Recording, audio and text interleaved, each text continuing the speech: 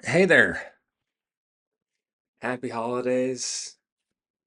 I know it's been a minute since the last time I spoke to you all, by which I mean the three people that bothered to listen to this. I know that's kind of an ambitious number, especially for me, just kind of starting out, but I think we can get to it.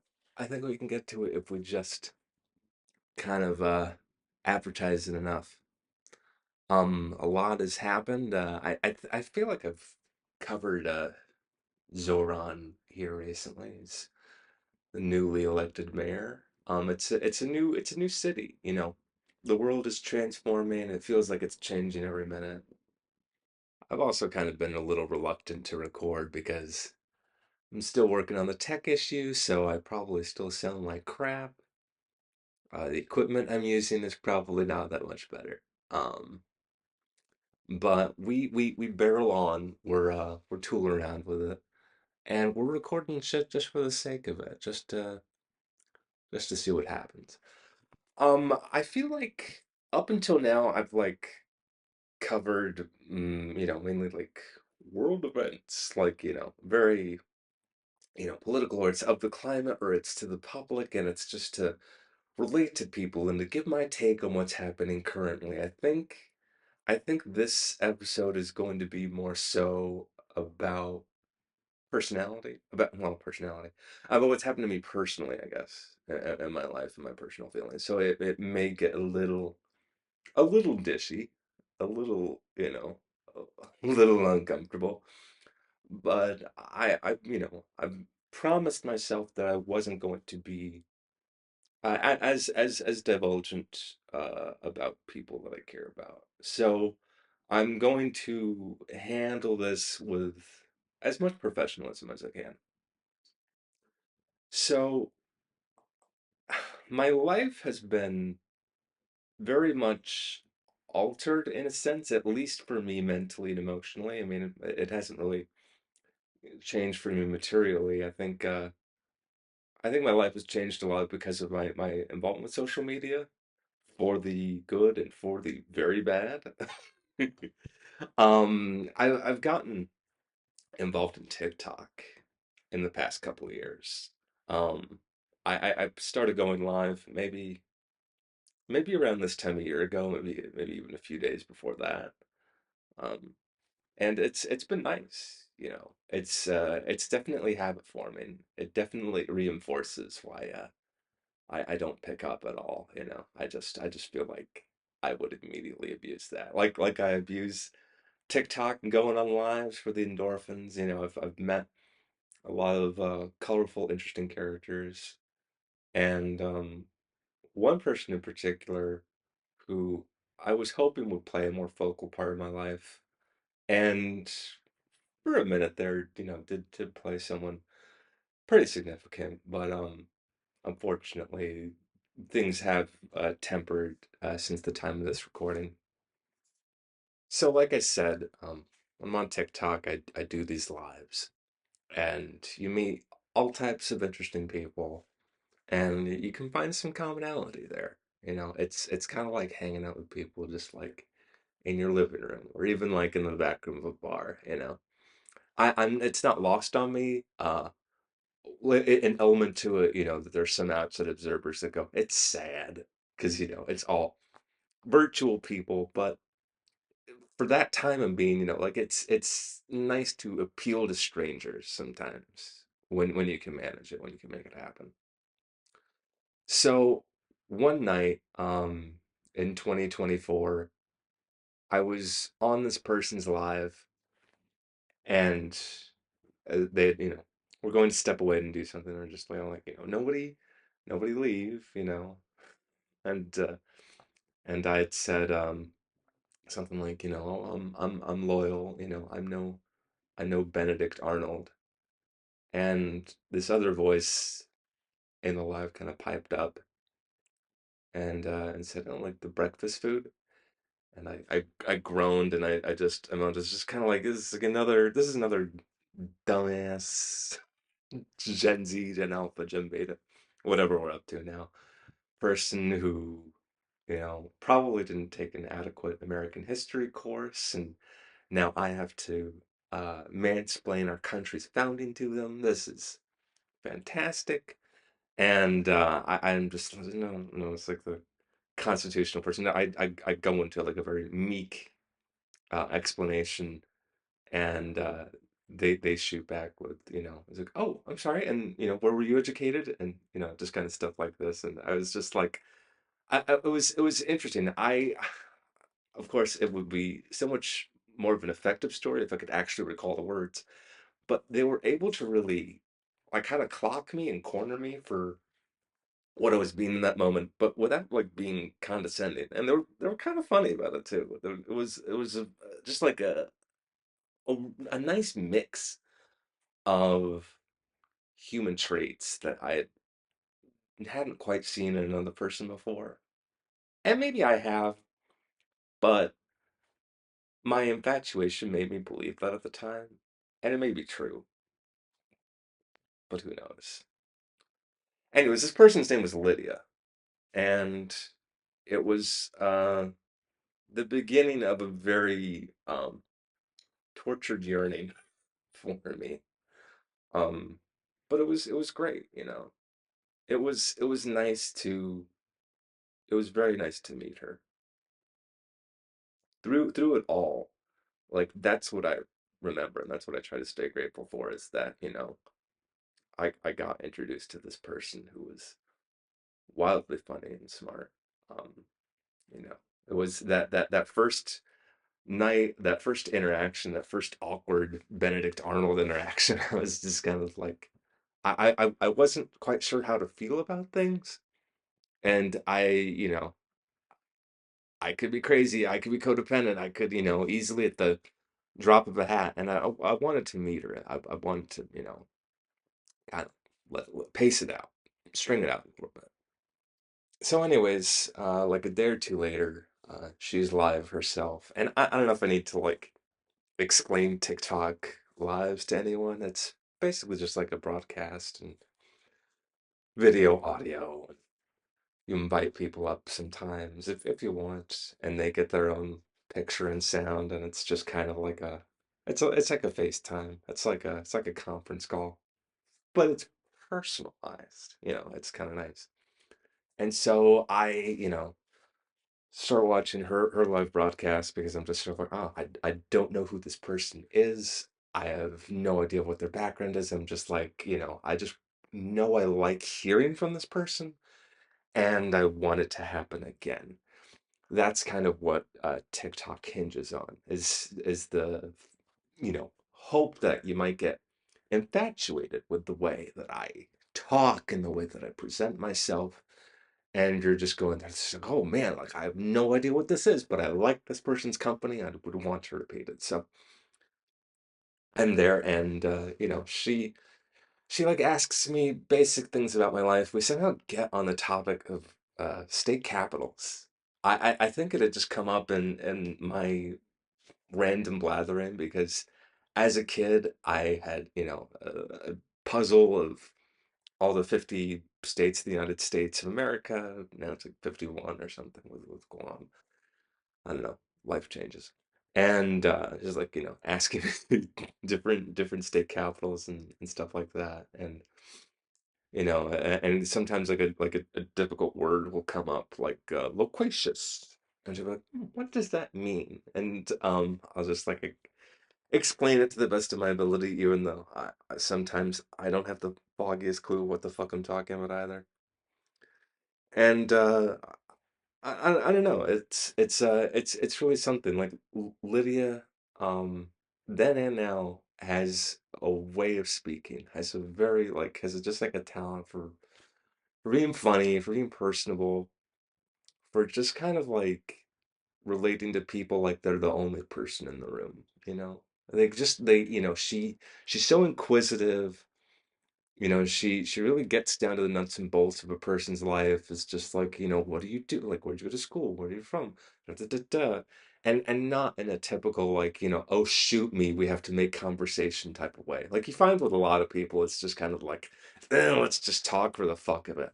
There are some people that are actually good at it and excel at it. And no matter what my feelings about her, I would always say this and I would always say that. Um, but so it's great, and I'm having a very nice time. My friends are coming up and watching us together, and they're like, typing stupid shit in the comments, like, oh, what is their couple name Lion? And I'm just kind of like, oh my God, please do not like scare this person off. Like, please do not fuck this up for me. Like, I actually like this person, even though it's, completely untenable. Like, about like, I don't know, 3, 4 months prior, I, made some big posts and big video on TikTok because a bunch of guys were like contacting me and just like, these young guys. And I was just like, oh, I do long distance. I'm okay. I'm fine. And I'm just like, I'm not in the market for that. Like, I did it once. I had a horrible engagement with someone who lived in Britain. I think I gave it a shot. I gave it a try, and it didn't work out. And I think I know from that experience what the fundamental flaw was. But Lydia made me feel like the risk was worth taking again. And even though things kind of worked out the way that they did, I think I'd take it again. I don't know.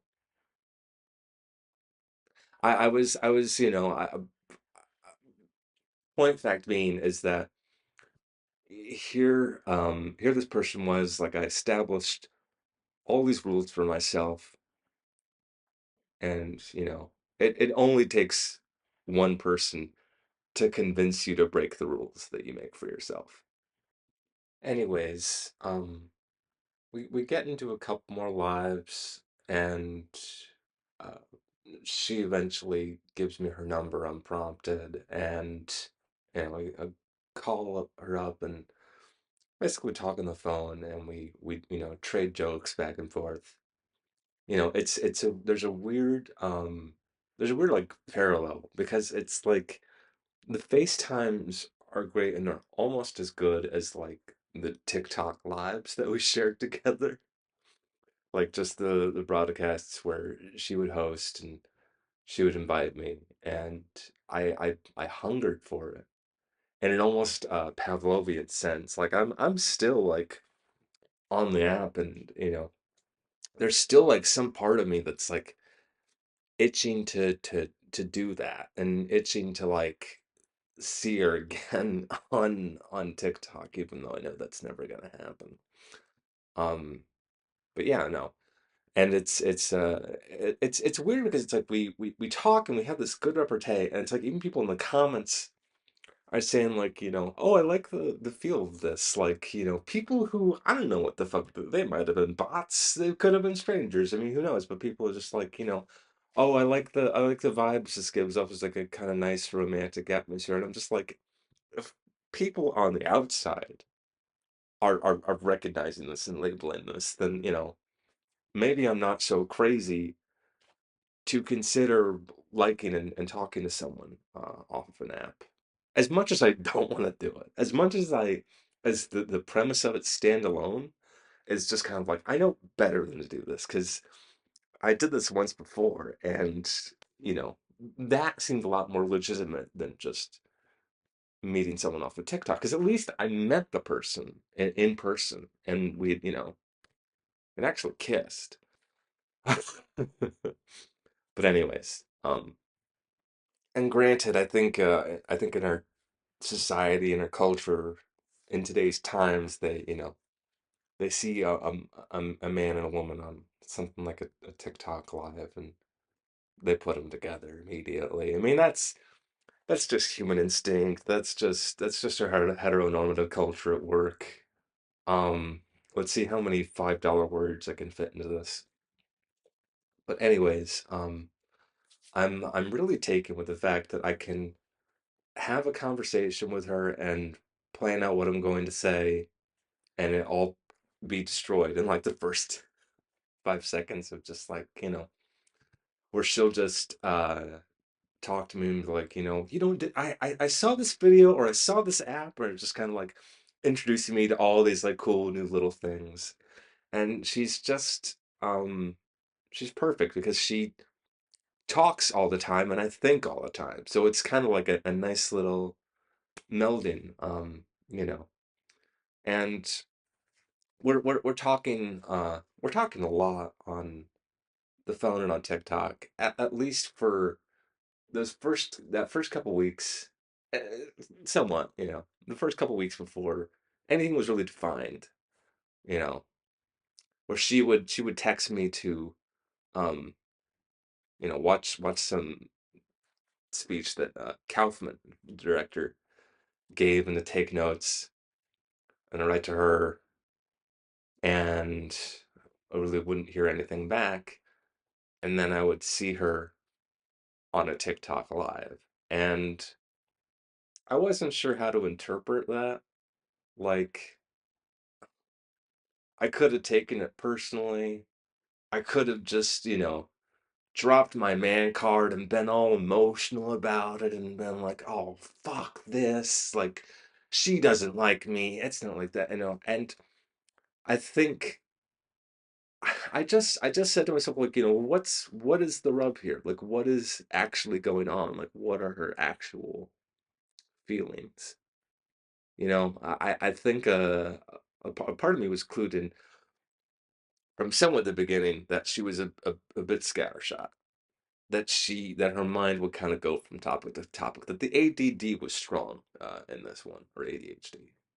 I'm not sure. I don't have her chart on hand.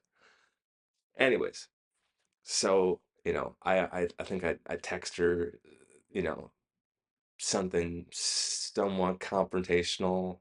And it was just like, hey, like, if you'd rather not talk to me, that's fine, that's okay, but just like just let me know.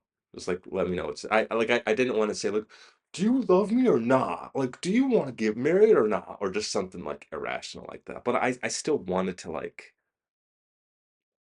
make it known, make myself known anyways. I was trying to play it cool. I was trying to play it cool.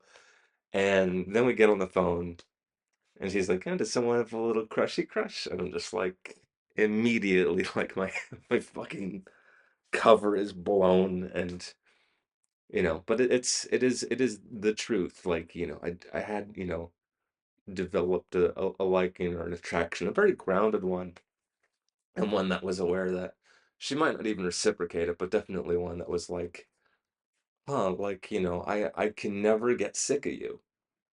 That's just what I would say to myself. It's just that I could never get sick of this person. Anyways, I wanted to play a clip of like it was like very, very early on, like even before that conversation where she basically got me to spill my guts. Just to like kind of give you a sense, because I could describe this forever, but I don't know if it would be as succinct. So we'll see if this comes across. Plum forgot. Love that. Oh, that's such a good transition too. Okay, sorry. I'm distracting myself. Hold on. It's good alliteration. Is that what that is? Okay. No. It's great later on. I get distracted easily. Hold on. I'm starting to learn that. You're just starting. You gotta catch up.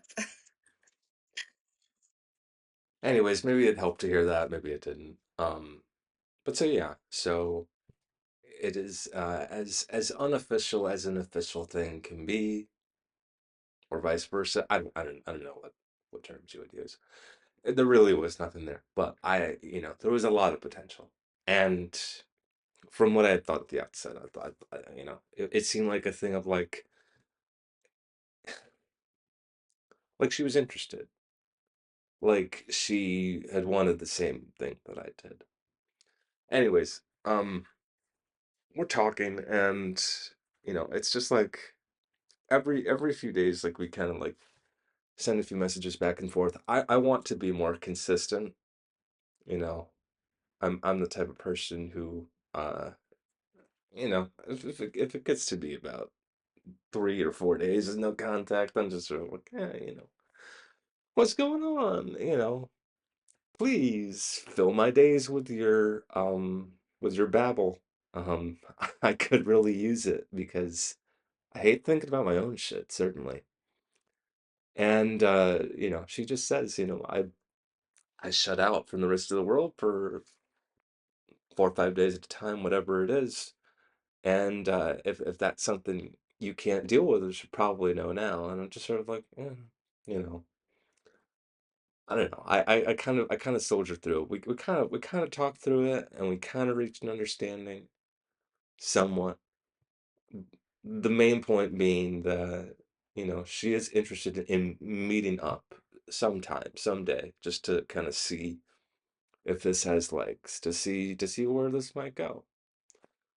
And the gaps are ever present, but the conversations are good, and they're flowing, and it's so sweet, and it's so funny, which is the main thing for me as a comedian, is sense of humor kind of trumps everything, and what I look for in even my most mundane relationships, and even just kind of like the people that I talk to once a year, and just friendships, whatever the degree of the relationship, having a really good sense of humor certainly helps.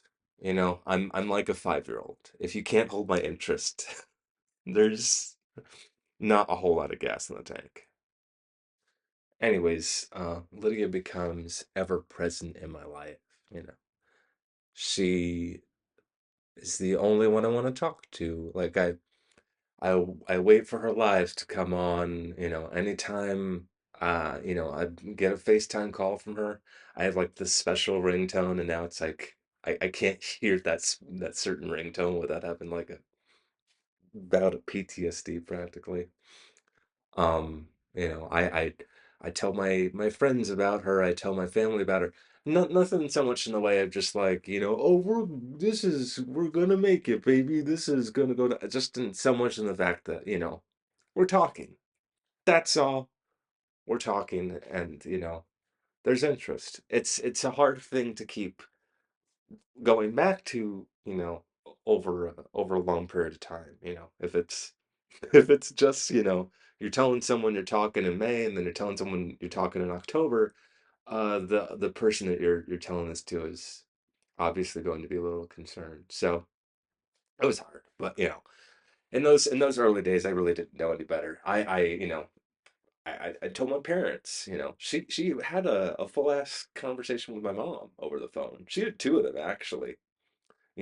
She had one where she kind of clarified and was kind of like fishing for information about me, just to see what it really was like. Um, my mom and I pay rent together. Um, it's not great, but it's just past experiences with roommates, and that it's a long story, and it's a podcast in and of itself. Like during this time period, my uncle was dying of cancer, and in the last email that I write to him, I write about Lydia, and like going over all this uh by myself, and just kind of like reliving this, and kind of listening to this back. I'm just sort of like, I may have been a tad obsessive. I may have just found a little bit of joy, and just been a little too happy about it. That's a very polished turd way of speaking. But I never call her my girlfriend. I never, equate it to be more than what it is. I just have a lot of hope for the future, and certainly a lot of desire. And it's sort of a point of contention between Lydia and I, because the community that I make on this app, the friends there, they ask me if Lydia and I are together. They, see us on more than a couple lives together. And, because they're very young, they just, they ask if we're an item to her. Like they ask the more exaggerated version of those questions. They just ask me if I'm seeing her. And I don't want it to be a thing of like, That bitch, what are you kidding me? No, please. I'm just like, I dryly put it as just, we're talking. And that's all I define it as. But it's still like, it's still kind of annoys her because she's just kind of like, she wants it to be more of a real thing. And she doesn't want it to feel like just some silly TikTok connection. She wants it to be real, even though it happened on an app. Anyways, she texts me one morning. I don't think I'm gonna be able to make it to DC after all, or for a while. Anyways, we talked about meeting up in DC, and I was like, oh, is it because of your unpaid parking tickets? Some stupid joke. And she was like, no, I'm in the hospital. I've been in a horrible car accident. And she, texts me photos from herself in the intensive care unit. And I'm really, it's kind of a weird feeling because it's like I know she made it and she survived, but at the same time I was just like, oh my God, like I'm just getting to know this person and they nearly get killed. My mom is a very much star-pilled person. 'Cause, I mean, I want to be respectful to her religious beliefs. She's a witch. She's a Wiccan. It's very, astrological stuff. She reads charts and stuff like that. And she had read Lydia's thing. It was just kind of like, oh, she was like, this close to death. She even tells me herself. Lydia tells me herself is like, if she hadn't been wearing her seatbelt that night, it would have been it. And so, I'm feeling very grateful to some measure, but I'm also just kind of like mentally now living through a reality where she was dead. And it's a hard thing to hold in tandem. We have a pretty uh harrowing conversation about that. It's like before I leave a room with like my mom or my dad or like my brother, like the last thing I always make sure I say to them is I love you just in case. But it's weird thinking that like sometimes like your last conversations are just your last conversations. So it's crazy. Here's this person that I've just barely known and seems to want to keep us grounded in the labels of relationship. you know, I like talking to them and there's this great, vested connection, but I'm just sort of like thinking like, okay, like what is this? Because I feel so sick and afraid in that moment and, you know, just scared for anything. So, anyways, I'm on another TikTok live. This is a great way to start any story. And it's another friend of mine and, it's listen, it's this 19-year-old woman, and she's very young for her age. She's not very like mature. She kind of like I don't know, gossips about people. It's just like, well, this sent it to that one and that one, that one, just like, is very like invested in like the gossipy nature of like TikTok communities. Something that I'm not really particularly fond of. And anyways, she confides her feelings to me, and I'm flattered, but obviously, I'm uh, I'm only a hop, skip, and a jumping away from 40. Uh, couldn't even really reciprocate that, even if I wanted to. It is something like it is so. It's like you might as well ask me if I want to play baseball on Mars. It's like that's so not happening. That's just not fucking happening. And I don't want to like tell her I'm rejecting her because she's young or anything like that. I want to be, as compassionate as I can be.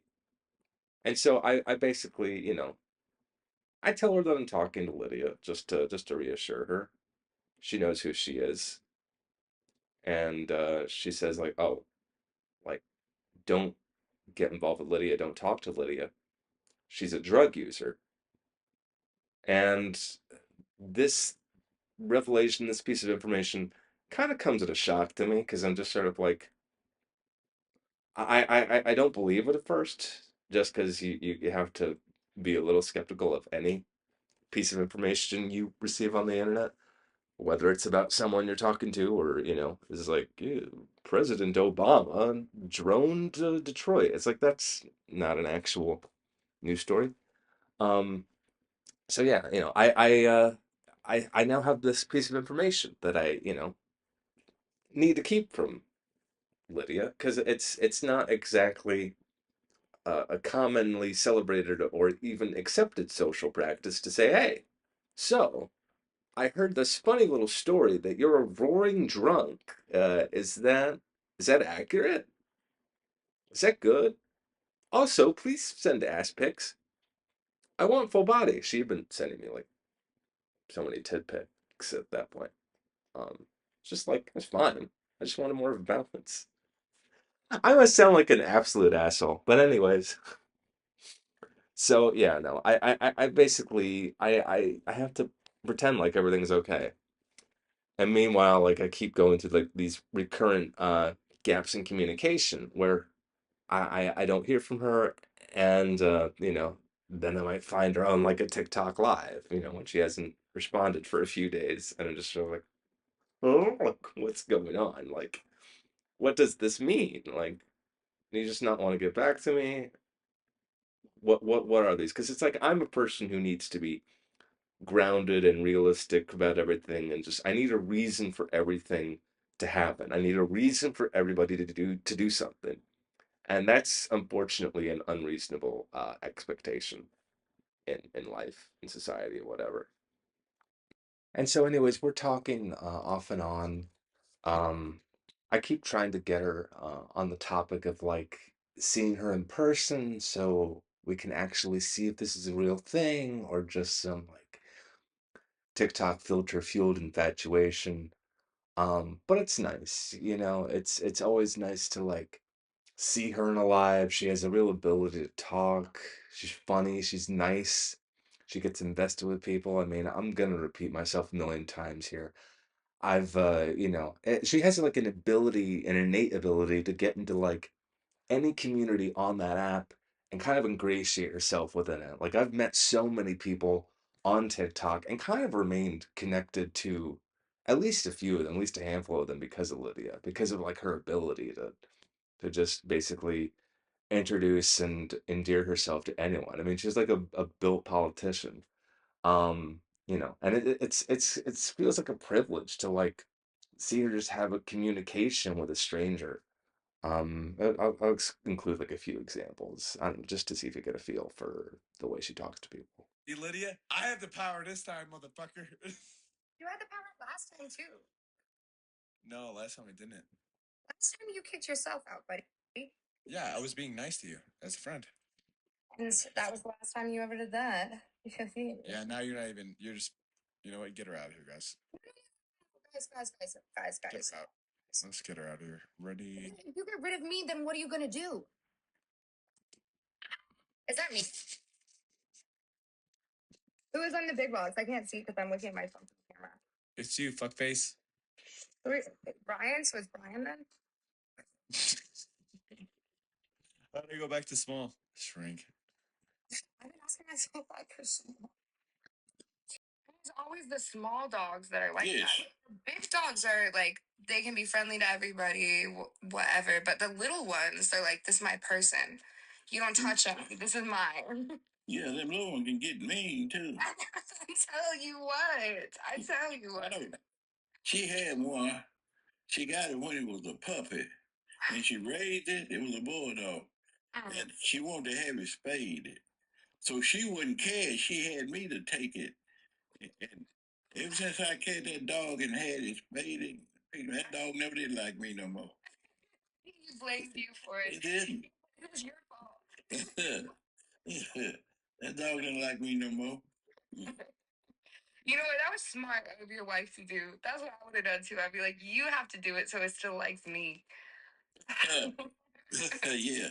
She Like by the end of my like college career, all of the things I was writing about were about like breaking down the divides between secular and sacred, and like just like people being able to have conversations, being realizing it's all about the same thing. But that being said, I'm a genius. Well, yes. Thank you. Big Robin, you say yes as well. Of course. Yeah. Yeah, thank you. What's yes. Yes. I miss fucking studying shit. These days, all I study about is like, because I also did philosophy, and now I'm just like, so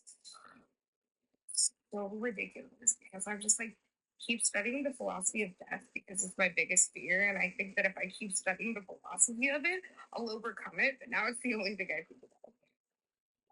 And I know your first instinct, your first question might be, "Hey, creep, why do you have a whole bunch of recordings of her on your iPhone?" And I kind of excuse it for myself by saying they're all TikTok live, so they're public broadcasts. But the main reason was for posterity. The times that we spoke, it was nice, but there would always be, we would speak, and then a few days would go by, and she would just randomly disappear. And she said she pretty much did that to everybody in her life. And recording stuff like this, or just holding on to little memories, is just kind of a way to like keep her there even when she couldn't be there on the phone in person. It was kind of like my own private thing, and I never had like anticipated putting this together, but it's the only way I could have thought to really give you a sense of what she's like. Not to talk about her like she's dead, but just to like what she's like when you meet her, if you meet her. Um, but that's not gonna happen. Uh, but yeah, no. So during this time talking to her, she tells me all about like her like the time she went to Africa, seeing all the monkeys, the time she's worked with kids. She plays music. She's a really talented musician, and has no self-confidence to put it out there whatsoever. But she does have her music somewhere, and I've listened to a fair amount of it. It's really nice stuff. I would say that with any emotion towards her, even if I was completely pissed and hated her guts, she's still pretty freaking talented. And the hitch to all of it, she could be very self-effacing too. Like she'd make a lot of self-deprecating jokes. She jokingly, in a joking tone, but with some, I guess, truth underneath it, was just like, I could have anybody. Why am I with, someone so fat? And I recognize that that's kind of a thing in like guy culture, is like, oh, if she's like over 100 pounds, she's not worth being with. But I'm just like, I, I've never found any saliency in that. Like I've never just, I've tried to be my most superficial self, and I've still thought like, well, so what? Like, what's the big friggin' deal? Um, you know. Anyways, I'm expecting my medal in the mail after that comment.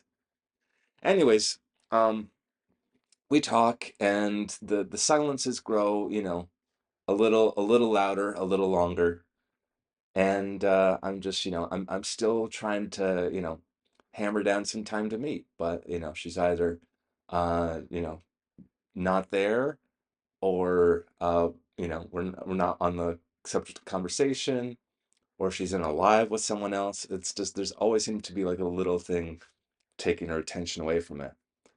And finally, she messages me sometime in July. It's just like, "Hey, we're going to be gone for a long time," and I have like a feeling of like what it's about. Like something you have to understand about me is that both my parents went to Alcoholics Anonymous. My mom is still very much embedded and encased in that community, and has like the framed sayings on print, one step at a time, you'll get through this, whatever they really say in AA. So like I know the life of people who are in recovery, trying to recover, trying to get better.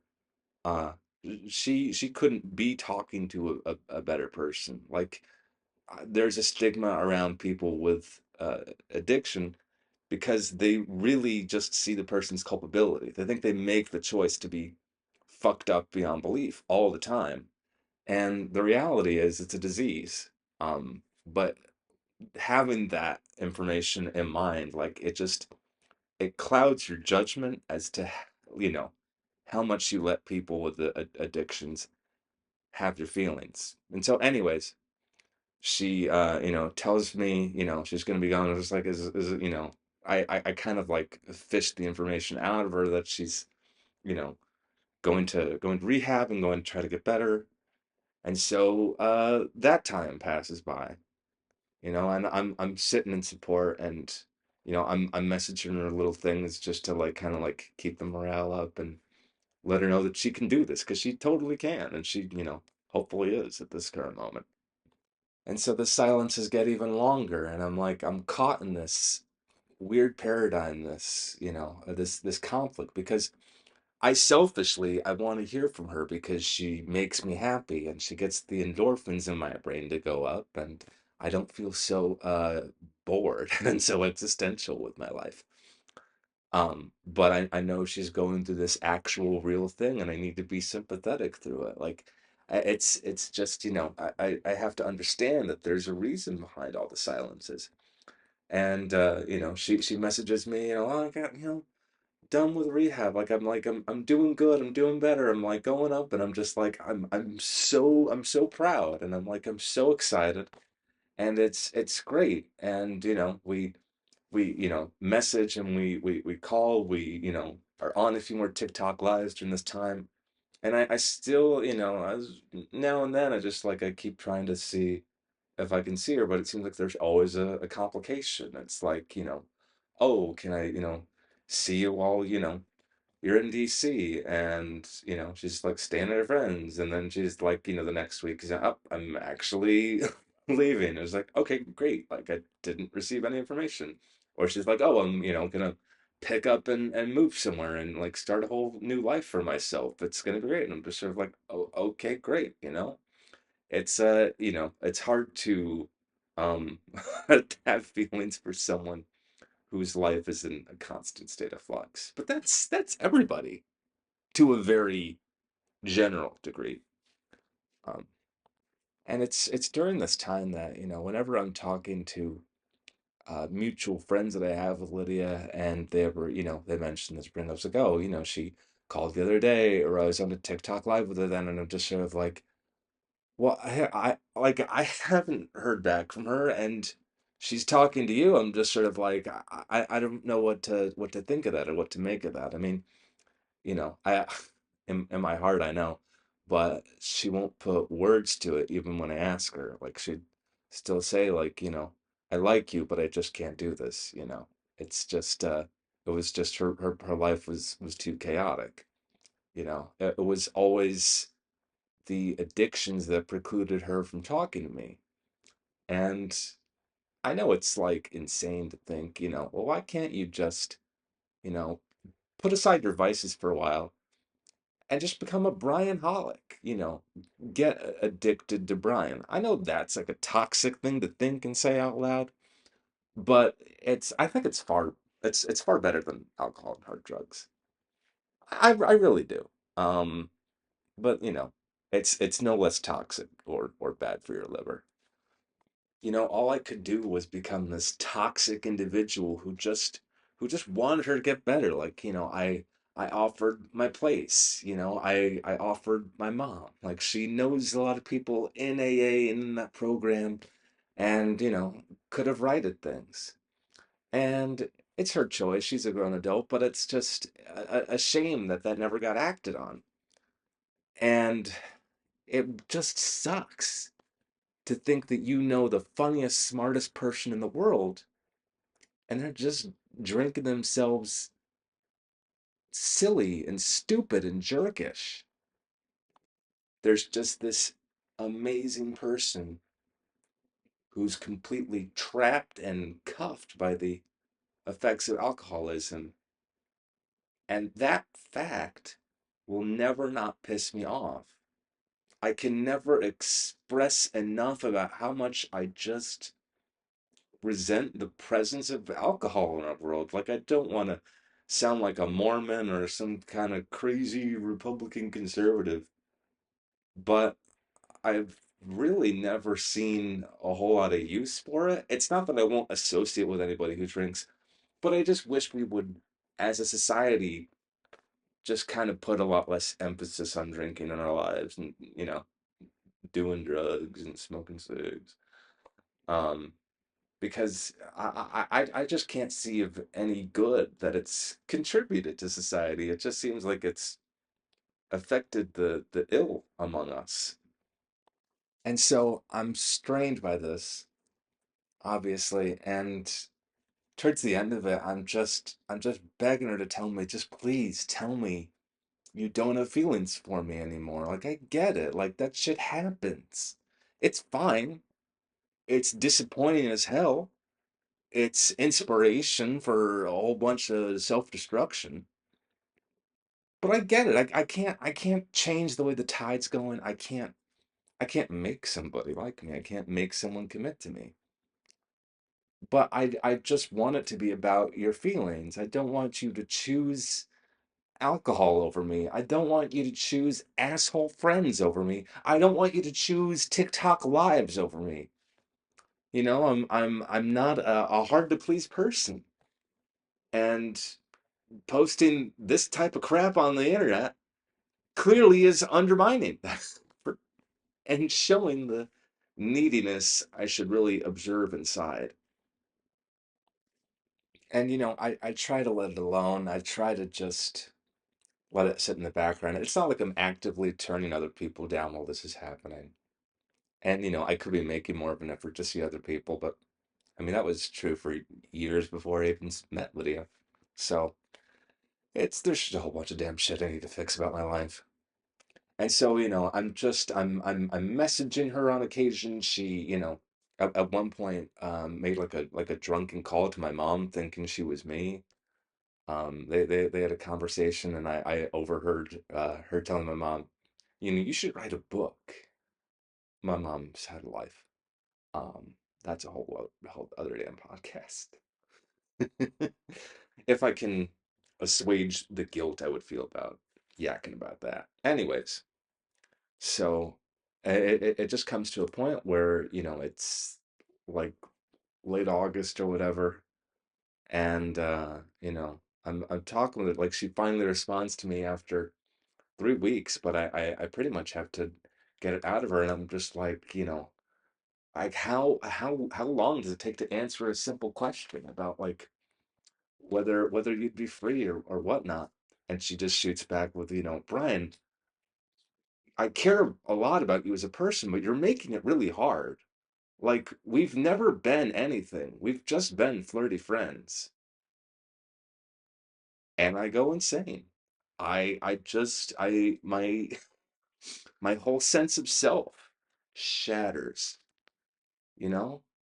I knew we were nothing. I never believed anything contrary to that, I tried to live within those indefinable terms because I was just so desperate to hear from her, even though, she said she liked me, but it was just sort of like she didn't want to do anything about it. And that's kind of that's the rub there, is that you can want a lot of things, but you have to actually put in the work to do them, I want to be a bigger comedian than I am, or a bigger actor than I am. But I recognize that sometimes, maybe all the time, I don't do enough to actually get there. And I'm not going around, you know, thinking that it's not on me. And I realize that posting stuff like this and having this out there might be akin to woman repellent, or even just date repellent, even guy repellent too. But at the end of the day, it's what I am, Like, I have stand-up material on one of my exes, for God's sakes. If I can't talk about my trauma, uh, I can't talk. And it's not to say that I've, talked to anybody in too serious a context on TikTok, like with actual defined terms, like, relationship 2.0 with actual labels this time. Um, because it hasn't felt the same. And it's not to say that it's anything about Lydia, but it's just the circumstances that made me uh go insane for an alcoholic who lived several states away. I just haven't lived through that. Yeah, I haven't lived through exactly quite those same circumstances. At least not that I can talk about. Um, but yeah, yeah, no. I blocked her on virtually everything after the flirty friends comment. To me, that was akin to gaslighting because it kind of denied ever having feelings for me, which I'm sure she did, or she just told me she did and just kind of led me along the whole time. I don't really quite know which version of that story to live in. I've resolved myself to the fact that I'll probably never hear from her again, unless she happens to come across the post promoting this episode or this episode in general and yells at me for divulging a whole bunch of shit, which I'm ready to talk about. It's not something I did lightly. Um, or if, against all odds, I do find success in comedy and acting, I'm sure she'll want to hit me up then. I sound real sad. Or, maybe a friend of hers will contact me and tell me she didn't make it.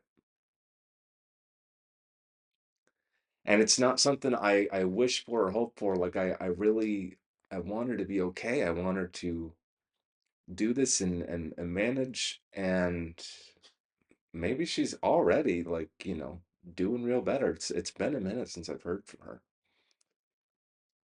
But I braced myself for that possible reality for a long time, you know. I didn't want to feel the shock of it if it did happen. And if it did happen, it would probably it probably, hurt me a little bit. I can't act too sad about it because there are other people out there, and I would like to date in the future. Um, but it's just been awful. It's definitely made me sensitive towards people kind of saying flirtatious things with me or making remarks with the hallmarks of something flirtatious or something relationship like. I'm just sort of like, is this real? Are you being for real? Like, I pretty much have to analyze everything because I'm very insecure and I've never really known myself to be good relationship material or that attractive to the general population. It's a years long, lifelong thing. It's nothing anybody on TikTok can undo or heal with any quickness. A licensed professional probably should have seen me before this podcast episode, and will see me one day with pending insurance situations and all that. Anytime there's been like even the slightest hint of a romantic tone to a TikTok live, I just have to twitch a little bit. You know, I I'm not hung up on that situation because I know I'm never gonna get an honest answer out of her. But I am still nostalgic for the past of just watching her lives, of just being a fan. And some part of me deep down still hopes that I'll see that red circle flashing with her picture in the center of it. Thanks for being there for me, everybody who listened to this.